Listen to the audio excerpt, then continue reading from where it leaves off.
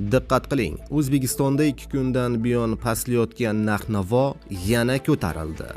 Barcha fuqarolar tezda ko'rsin. Assalomu alaykum, hurmatli tomoshabinlar. Tezkor yangiliklardan, birinchilardan bo'lib xabardor bo'lishni istasangiz, videorolik ostiga like tugmachasini bosib qo'yishni unutmang. Oxirgi paytlarda jinsiy faollik susayganmi? Hissiyot yo'qoldimi? Peshobdagi muammolar tinchlik bermayaptimi? Endi xavotirga o'rin yo'q. Yangi tabiiy yechim yordamida 5 kunda o'zgarishni sezing. Quvvat tiklanadi, hissiyot uyg'onadi, ishonch qaytadi. Hayotingizga kuch-quvvat, baxt olib keling. Tabiiy yo'l bilan hech qanday kimyoviy dorilarsiz. Bugun sinab ko'ring, natijani o'zingiz ko'ring. Tabiiy yechim 5 kunda natija. Batafsil ma'lumot uchun quyidagi raqamlarga murojaat qiling. Markaziy bank 10-oktyabrdan boshlab xorijiy valyutaning o'zbek so'miga nisbatan yangi qiymatini belgiladi.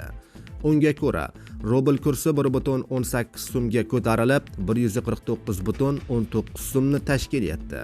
AQSh dollarining kursi 51,35 so'mga oshib, 12,123 so'm bo'ldi, deyiladi xabarda.